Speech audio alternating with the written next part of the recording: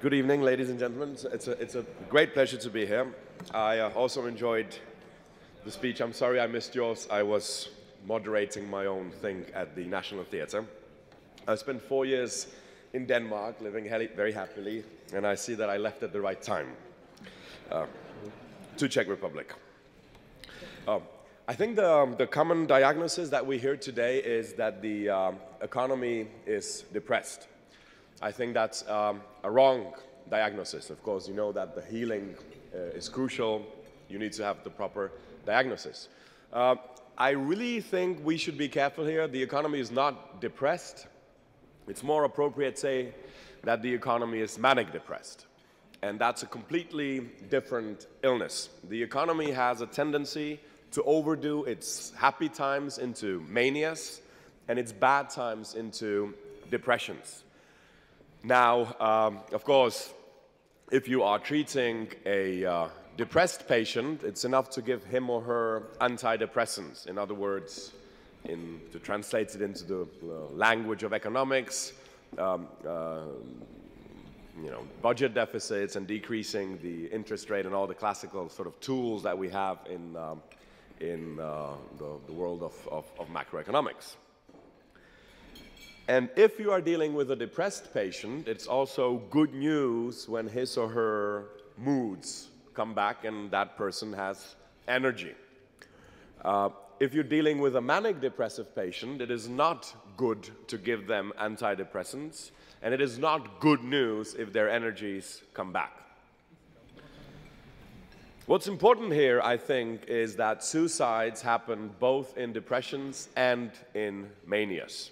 So, to put it in a nutshell, if I may, everybody knows the problem with Greece, and sort of the common wisdom is that if Greeks worked twice as much or twice as efficiently, they wouldn't have a problem. Well, let's take the same perspective and let's have a look on Ireland, for example. And there the problem is exactly the opposite. If Irish, especially our colleagues bankers, worked half the time, they wouldn't have a problem. And this is exactly the sort of the manic stage. So if we use the allegory of the bipolar disorder, the manic depressive, then Greece is depressed, Ireland was manic.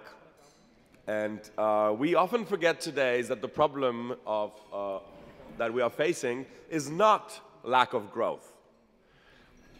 We have to realize that Ireland and America went to what we could call a full throttle bankruptcy. It wasn't that the economy started slowing down first and then we had a bankruptcy. No, the economy was actually doing pretty well and it ran into a wall full throttle. And this, I think, is our problem. Our problem is that we have slides coming up in the middle of my speech. There we go. There's always... Okay. Everybody knows the cure for Greece. I mean, there, of course, the solution is simple.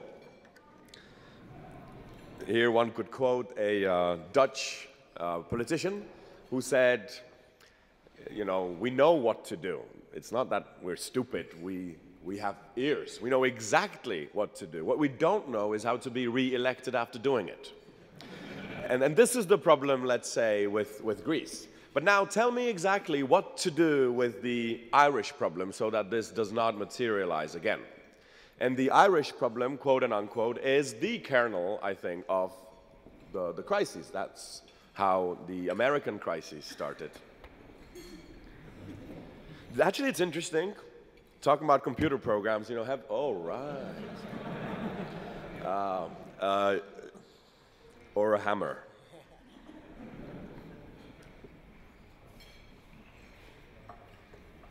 I'll pull, you pull.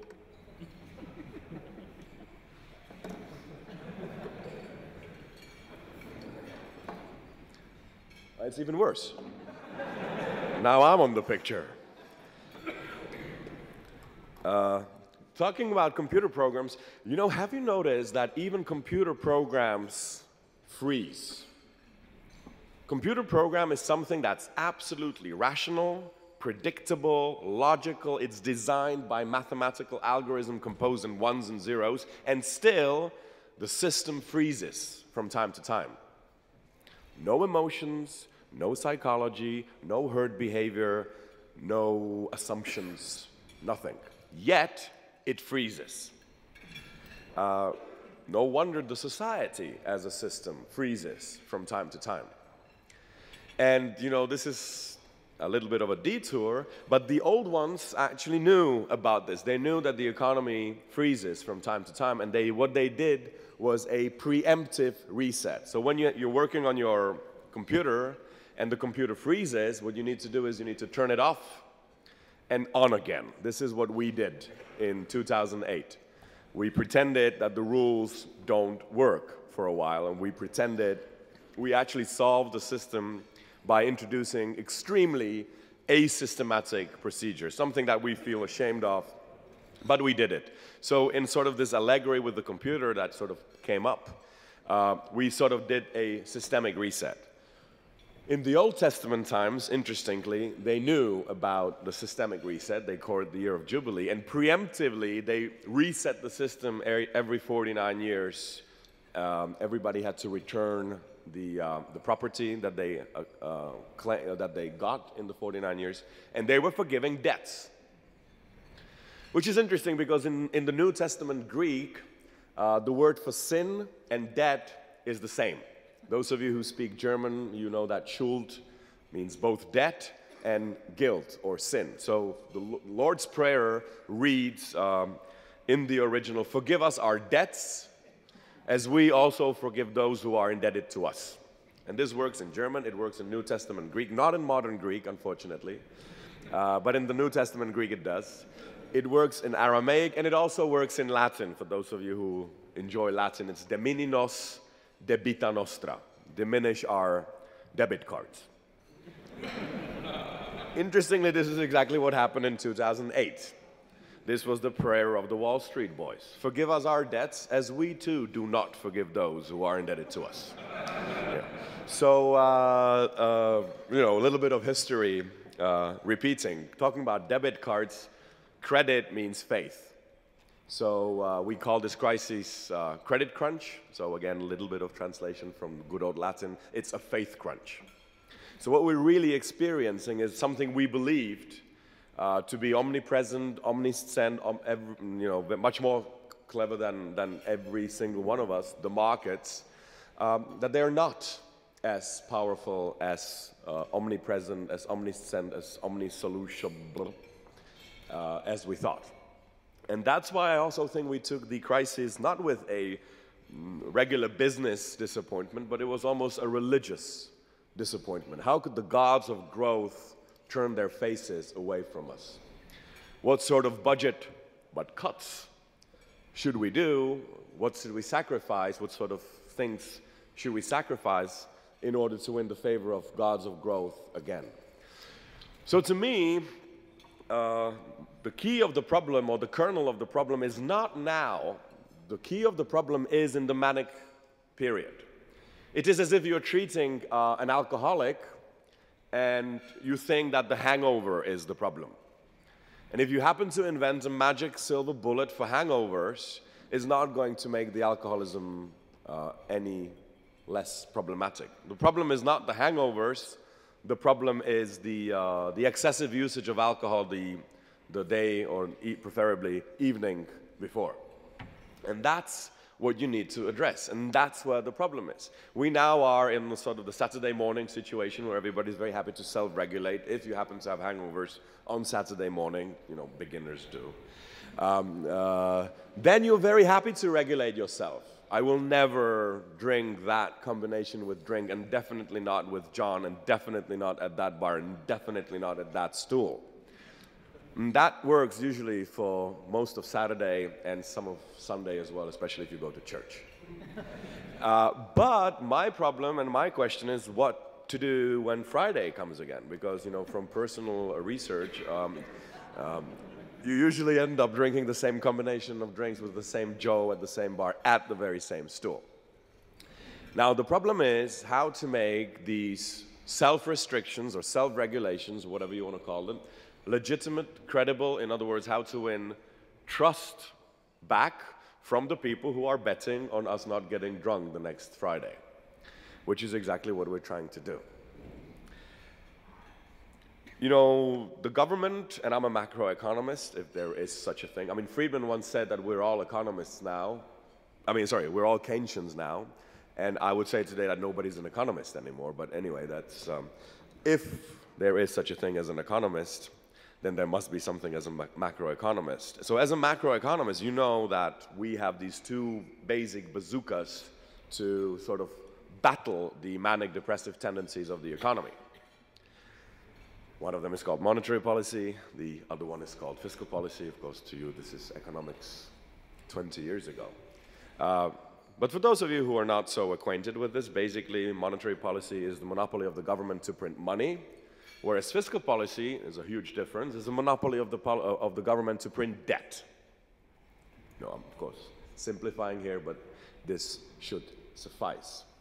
Now, just imagine if we had both of these hands as politicians at their disposal.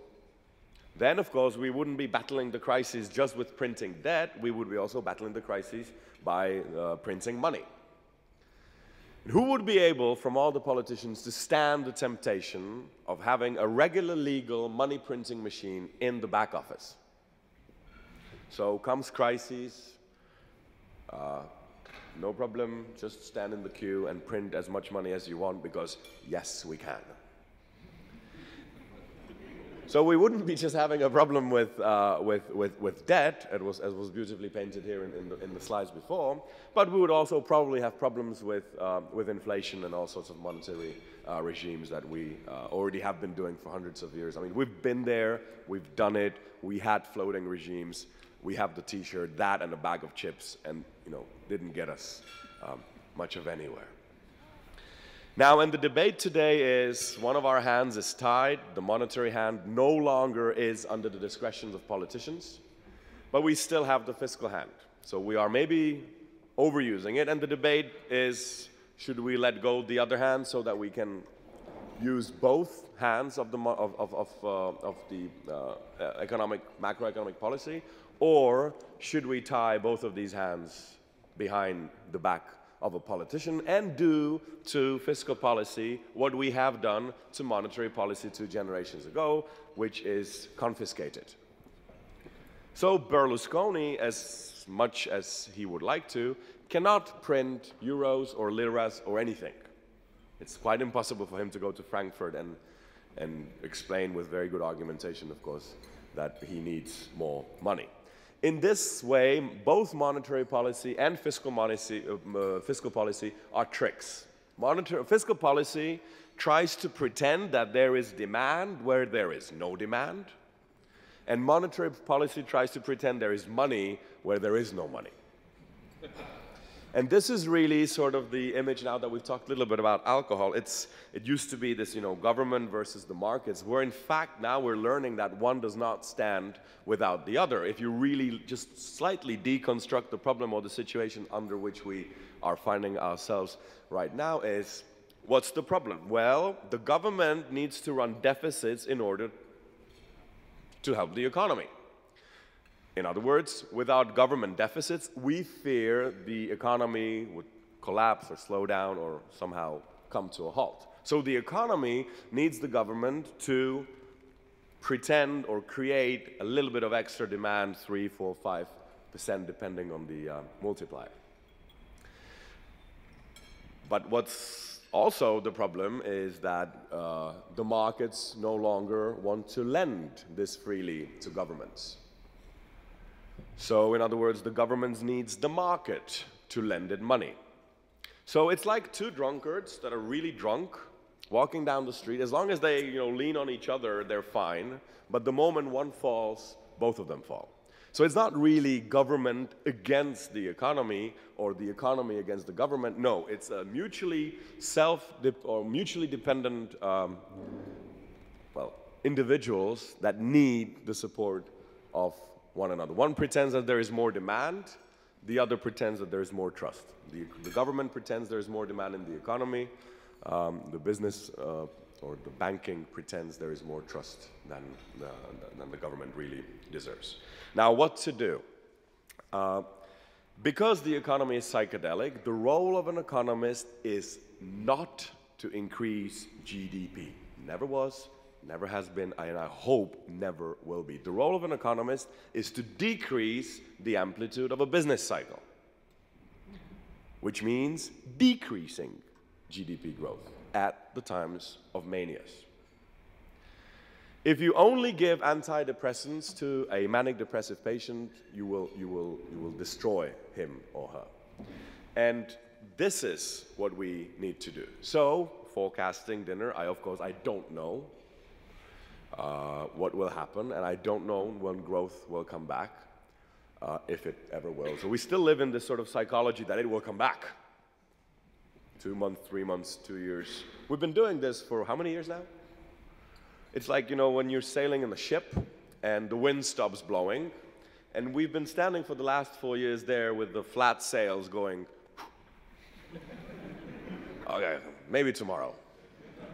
And it just never happened. So, you know, after a couple of weeks of trying to blow into the sails, maybe we should say, okay, maybe the wind won't blow for a year, 2, 3, 4, 5, maybe 10 years. We don't know. We really do not know. Let's admit it. And let's try to think of an economy which doesn't grow. I want to make this clear. I'm not against growth. It's great. But if it doesn't happen, as we see that it doesn't happen, and it's not my invention, I never prayed for no growth, but it just simply, that's the way it is. I mean, an economy has been going in cycles ever since the time immemorial. My favorite example that I'm too bothered to use because you've heard it many times are the seven good years and the 7 bad years in Genesis 41, going back into but what's interesting in Genesis 41, what's interesting is Egypt, according to the story, went through a very severe financial crisis, economic crisis, without a single penny of debt. Because in the good years, they saved 1/5 of the grain. In other words, they were running budget surpluses. So they went through 7 years of would-be famine without having to borrow any money because they saved up. Unimaginable 4,000 years later. In fact, we don't even have a word for it. If a government runs too many budget surpluses, tell me exactly how to call it. We would have to say that government has negative debt to GDP ratio. But we don't have a word. You know, even Norway, that actually has a lot of reserves, they still have 7% debt to GDP ratio. We simply can't even deal with it. We can't even imagine a situation without it. Which is, by the way, a nice definition of addiction.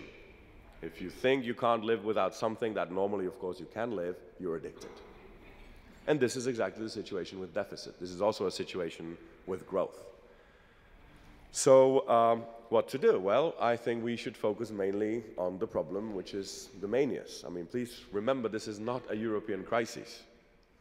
If you recall, and you, of course, will recall, a couple of years ago, it was an American crisis. And there were articles everywhere about the European Schadenfreude, which is funny because in English they don't have a word for Schkodolivosť. So they have to use the German word. And whenever I make this point in German-speaking countries, I say, don't worry, in Czech language we have like 4 synonyms for, you know, Schadenfreude.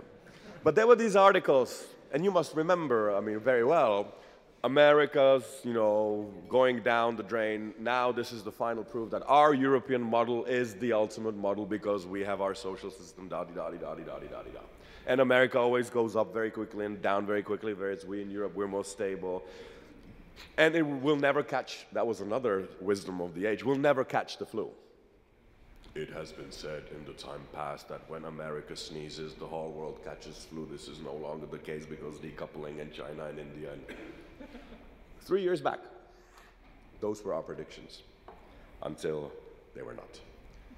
And now the crisis is sort of in Europe. In the beginning, if you also recall, it was the countries that didn't use euro that were sort of affected first. If I remember well, it was Northern Rock wasn't in a euro-denominated country, nor was Hungary, nor was Iceland. So in the beginning, if you recall, everybody wanted to adopt the euro as quickly as possible.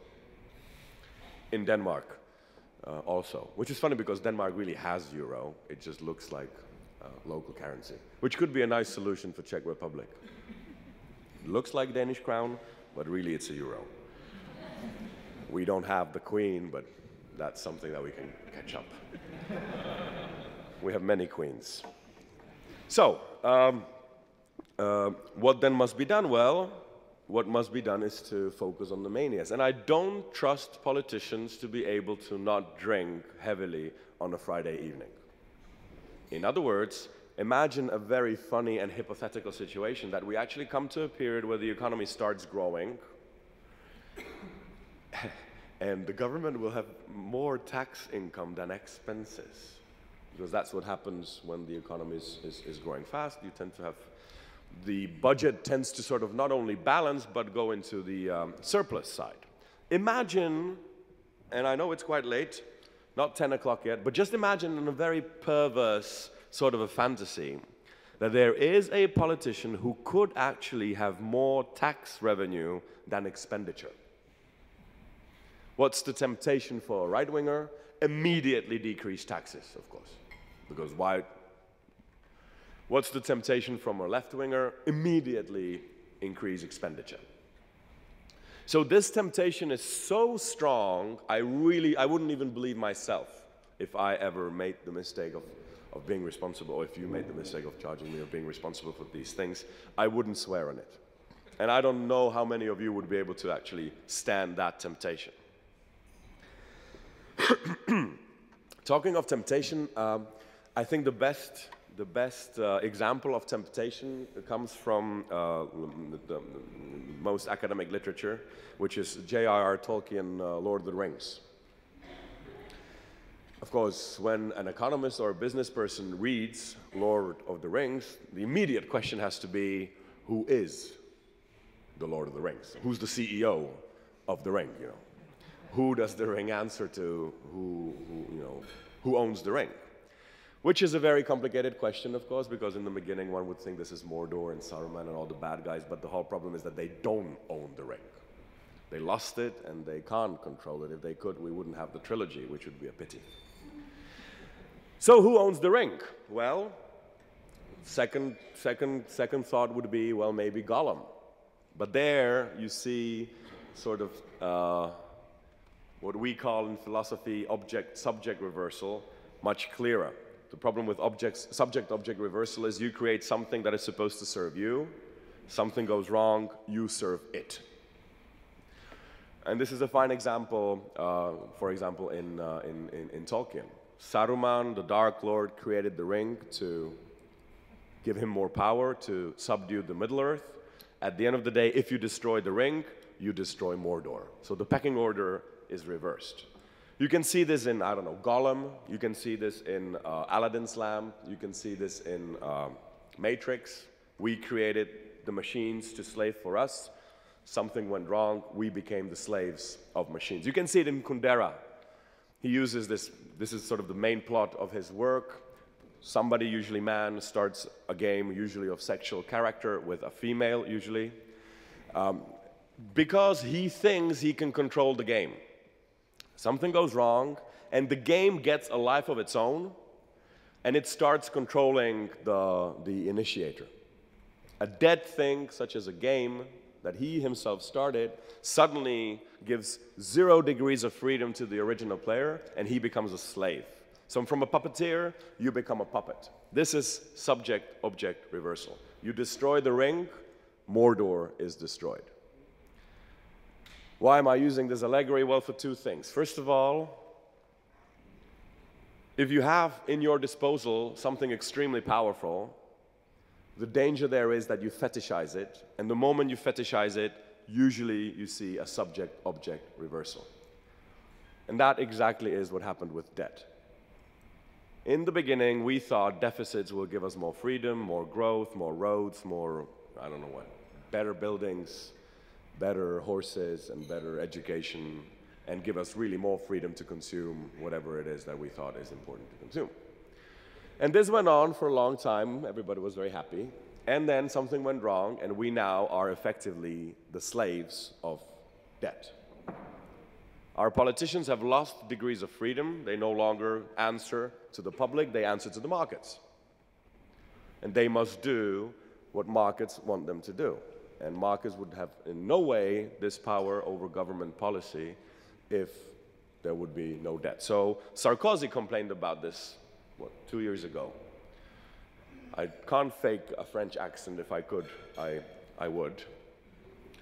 But he said, oh, I don't believe this. I have been elected by the French people, and now it's some 12 guys who get together for lunch and just tell me that I should decrease or increase taxes, cut or not cut expenditure. I am now dependent on the religion of 12 guys who happen to think that decreasing taxes would help. On another day, I would be dependent on the religion of 12 other guys who happen to think that increasing taxes would help.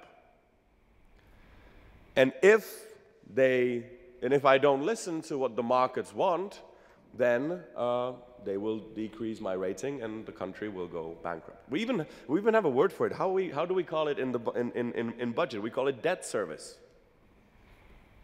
It's in the name. We are paying debt service. We're servicing. We have become slaves of our past freedoms. We have become the slaves of our debt. So that's the subject-object reversal, and that's sort of also the fetish component that we see at work. Now, have you ever wondered, and again, this ring is a very strong bazooka. It fulfills all your dreams, whatever you want. It's very powerful. Have you ever wondered why none of the wise ever touched the ring? Gandalf never even touched the ring. Galadriel didn't touch the ring. Elrond didn't touch the ring. Legolas didn't touch the ring. Even Gimli didn't touch the ring. Why? Well, because they were afraid that they would be enslaved by the will of not of their own, but by the will of the ring. So the only solution was to destroy the ring. Do not use its powers because it's addictive, as we could see in Gollum. And it's also, it will enslave you. You will become a slave of the powers that you wish to gain. This is not exactly, but this is a little bit like what we did with monetary policy. We gave, and I know this is a beautiful building, so the only guy who could bear the ring was a Frodo who didn't know what to do with the ring. So a national bank, in the best meaning of the word, is also a little bit of the Frodo. They have no idea what sort of a bazooka they're carrying. They should be blind to political power of money printing, and they are. A good national bank is blind to what they could do if they printed a little bit of more money. Also notice that monetary policy is not, how should I put it, directly democratic. You simply do not elect your governor and vote to a country that could. Even an educated nation like us would probably vote for somebody who would offer 10,000 crowns every day for everybody because, really no problem. We solve the inflation problem later. Same logic that you see at work when it comes to fiscal situation. So the only thing to do in the middle of the crisis to gain trust back is somehow credibly say, we will not get drunk next time, we will be manic again. In other words, let's do what we did to monetary policy, also to fiscal policy, give it away. We can't control it, we're not very good with it. There's a nice story, and somebody must tell me when I'm supposed to shut up. Can you please? Yeah? Okay. No matter how interesting I am, you must, okay, stop me at when I'm reaching 30 minutes. Let's imagine there is a tale of a city under the hill, and that city suffers from floods that are very irregular, and nobody can calculate these floods, as we still can't today. So somebody very smart comes up with the idea as let's build a dam. And dam is a very good thing because we can regulate the flow of water, and we can create electricity, and we can swim in it during the summer times. So it's a very good idea, and they really use the dam for very many good things. But then the dam is full of water, and spring is coming, like now, and what needs to be done is we need to release a little bit of this water so that there is a reserve space in the dam for this new income of water, and nobody knows how much water will rain in that spring. The problem is nobody wants to do this artificial flood. You need to let go a little bit of the water, create a little bit of discomfort, and flood artificially. Sorry, inhabitants, we need to do a little bit of flooding to release the waters out. Please roll up your trousers. And if nobody's willing to do that and you overuse the dam will explode, and woe is to that city, because that city would be better off without the dam in the first place if you can't control it properly. This again is something that I see at work with fiscal policy and the way that we're trying to sort of use deficit to cool down our let's say crises or pain. So if growth comes back, which nobody knows when it will come or if it will come, then the only thing the government should do is to artificially slow it down by creating budget surpluses in order to pay back down this mountain of debt. If we fail to do that, I think we will survive this crisis. I don't think we'll survive the next one. And of course, the next crisis will come again. Don't know when, don't know how, but surely one day it will come. And we need to be ready for it. We need to have a little bit of room in that dam, otherwise we will destroy ourselves. So it is not, I repeat, the role of an economist to create growth. The first role of an economist is to create a stable country which can survive. And we have this, and that I'm the biggest Europhile in this country, which isn't all that difficult, but I still am. But I would still, there's a lot of fun that we get from European Union as well. I mean, for example, the Growth and Stability Pact. I mean, that's a very hard choice. I mean, do you want chocolate or vanilla or both? Well, let me think. Do you want growth or stability or both? Growth and stability. What was the third one? Growth. Okay, so, but what if it's growth or stability? That's a problem. Now that we have to think a little bit. Because what I think we've done in the past as a Western civilization, we have been selling stability in order to buy growth. And you can see this very well, especially in the fiscal area. By and large, this was our modus vivendi. What needs to be done now is exactly I would argue, to reverse the trend and start selling growth to buy back stability. And it is not the Chinese competition that's destroying our companies. It is not, I don't know where Chinese were when Greek or Irish or Americans were going bankrupt. This was done by ourselves. So, the problem isn't really the lack of growth. The problem, I would say, even was too much of it. That's how we got this pile of debt in the first place. We're not happy with 2%. We wanted 3% of GDP growth. And with a friend of mine from Surge, Martin Pospišil, we calculated what would the GDP growth of the United States of America be in the year 2009 if it had balanced budget. It would be minus 23. Now, the number itself isn't important. What's important is nobody even asks the question. If I borrow 10,000 euros, only an absolute fool would say that I'm 10,000 euros richer. Everybody comprende the difference between owning and owing. Most people do. You don't even have to be an economist, by the way. But when government does exactly the same thing, we all go, and you can hear this every day in the news by analysts, we all go, oh, we're richer.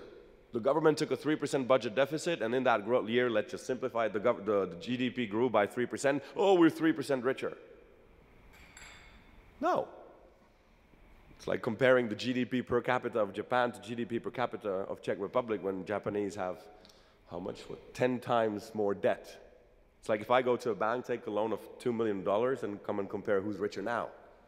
You know? And we do these sort of things on a regular basis. So I thought, okay, let's just see, just for the fun of it, what's the real growth that is not cushioned by these budget deficits. And it was minus 23. What's the growth of America now? If you just use a very big, of course, simplification and that the multiplier is 1 and that it takes place immediately, you can't even talk of GDP growth when you have 3 or 4 times higher deficit in that same year. So if you have a deficit of 7% and the GDP growth is 1.2, what's the point? It doesn't make any sense whatsoever, and it's definitely not growth, and it's definitely not growth of wealth. So I think my time is up now. I have nothing more to say. Yeah? Okay, 5 more minutes. All right. Whew. So how about we give 5 more minutes for questions? All right. Thank you very much.